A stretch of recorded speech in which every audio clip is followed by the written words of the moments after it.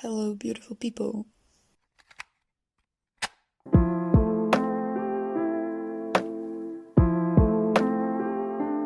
Nice that you're watching this video. Today I'm gonna review Any Way the Wind Blows by rowell. I say review between quotation marks because I am not really good at reviewing stuff. I just basically pour out all my thoughts and rant about a book without it having any structure. So it's just gonna be my thoughts on Any Way the Wind Blows by rowell. I have the book over here. It's a big boy. I read it in less than 3 days. I started on Thursday evening and I finished it yesterday morning, which is Saturday morning. So that's a bit more than 48 hours, I think. Oh my god, guys, look what just arrived.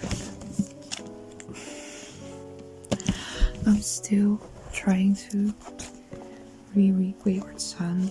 When I'm finished with this, I'm gonna start with Any Way the Wind Blows. Anyways, first of all, I really like this book, if you couldn't tell already. So I read the first 2 books back in, I think, September or October 2020. I absolutely fell in love with the series. I enjoyed reading it so much. It really was kind of an escape from my life. Like, I don't really have it often with books that I really escape to another world. Like, it was so nicely written that I really would find myself in the world of the mages at Watford, you know, and that doesn't happen often anymore. I used to have like such a big fantasy when I was a kid, but it kind of went away as I got older. So reading these books, I don't know, it gave me a really comfortable kind of space. They are really comfort books for me. So when the 3rd book was coming, I was so incredibly excited for it. I did a pre-order on the paperback one actually, but when it was supposed to get delivered, it didn't. So then I just cancelled it and ordered the hardcover one because that one was still available, and the paperback, it said it wasn't available even though I had pre-ordered it. It was such a hustle, but anyways, I got the book. Ladies and gentlemen, we got him. Quick story time while I'm editing. Oh, my best friend is also a big fan of the series, so we decided to read the book together. And she did actually order the paperback version from the same site as from which I ordered it. First of all, it arrived too late. Second of all, it had a hole in the cover. I'm putting in a photo she sent me. I hope she doesn't mind me using it, but actually, what the fuck? I would be so disappointed if it would happen to me. Yeah, without further ado, I'll just get started on the content of the book and share my thoughts, I think. I made some notes on Notion about it, so I'm just gonna read it off there because otherwise this is gonna have even less structure than it already has. So basically, what is Any Way the Wind Blows about? Well, it's a 3rd sequel to carry on after Wayward Son. Basically, the whole group, the main characters, find themselves back in England after they've traveled through America in the 2nd book, and they all kind of go and live their lives a bit separately, but they get together again once there is a new chosen one that they kind of need to defeat. That's basically it. If you weren't noticing already, I'm gonna give a lot of spoilers in this video. So if you haven't read the book or you still want to read it and you don't want spoilers, just click off. This isn't a video for you. Maybe watch it once you're done reading, but I'm like a walking spoilering person. I'm really bad at keeping things for myself, so yeah, maybe keep that in mind if you want to watch further in this video. Anyways, the group comes together again, and they have this kind of quest again. But in this book, the quest and the storyline itself isn't as important as the relationships of the characters and their character development, and that's what I absolutely loved about this. For example, Simon and Bess, the kind of main characters, they've been in this relationship, but it's honestly been a bit of toxic. They are very bad at communicating with each other, so they get stuck and they break up. But then they get together again, and they really decide to try and listen to each other and each other's needs. And it's just, honestly, it was so perfectly incorporated in the story. This book is more about those character developments and those relationship developments than it is really about being all the magic and stuff, which you kind of more have in the first book. So I honestly loved that a lot, especially the way the characters deal with their trauma. For example, Simon, and how Bess reacts to Simon having this trauma. And yeah, it kind of really made me happy to see how well the book dealt with that. Like, it kind of made it the main focus instead of just brushing over it and ignoring it. So that's what I honestly loved. I especially loved that it had a happy ending, because I was kind of scared that it was gonna end up with some other hero story, that one of them needed to die or something for the other one, but it didn't. It was like completely different to what I was expecting, but I honestly loved it more like how it is now than what I thought it would be, you know? If that makes sense. I probably don't make sense at all. Basically, this book ties together the loose ends that we still had from the other two books concerning those relationships and the character struggles, you know? And it was honestly perfect. So now on to my favorite parts.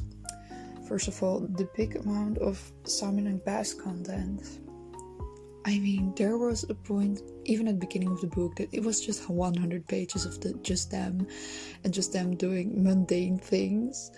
I honestly loved the part where they're going on a IKEA date. Like, oh man, I love that so much.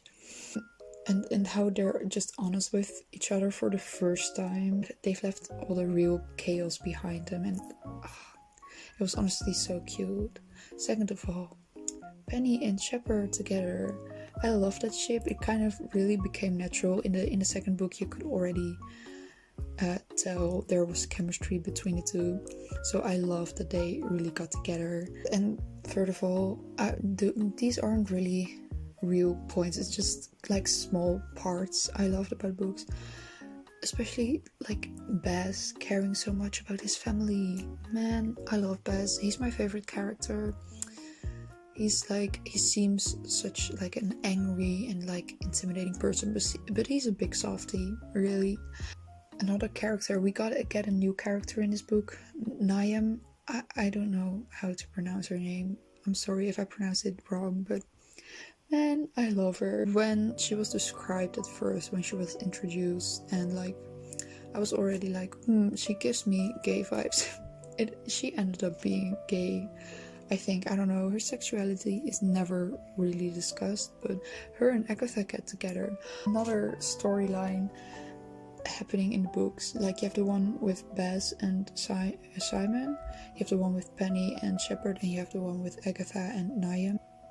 I love Agatha in here because she finally kind of gets to ground herself and figure out what she wants to do with her life.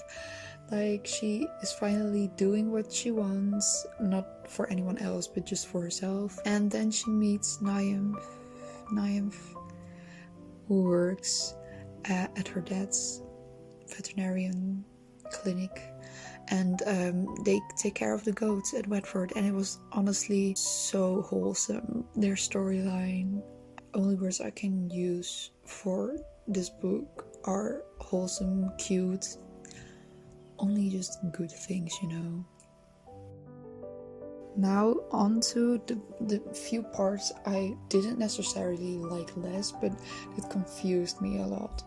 And at the end of the book I was a bit like, aren't we gonna get a bit more explanation for this? For example, the last 50 pages. Okay, first of all, I only had like 100 pages left in the book, and there was so many stuff still to be solved, that I was like, how is it gonna happen in 100 pages? It did happen, but it did feel a bit rushed, you know, especially the end bit with Simon finally discovering his family.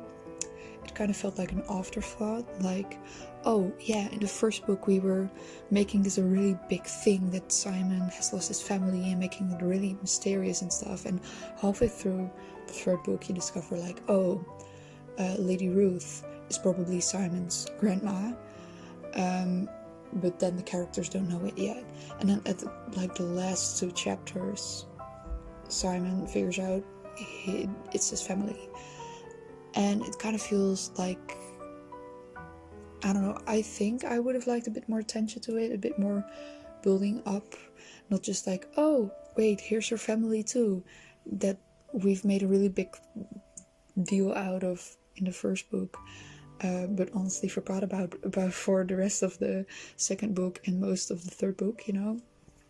But that's honestly probably just me. Also, I'm still confused about what happened with Lucy. I would have loved a bit more backstory to what happened with her, for the same reason that I wanted a bit more backstory or a bit more build up to Simon discovering his family.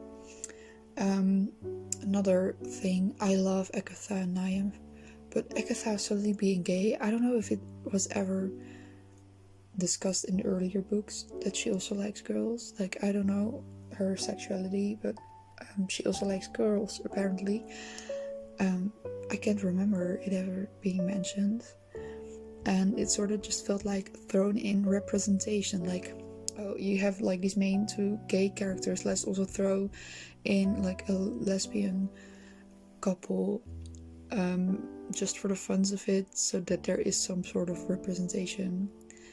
Yeah, I don't know, I still liked it, but it was a bit random, I think, even though it did build up throughout the book. So I think that was about it. As I said before, this was honestly a really random ramble about the book.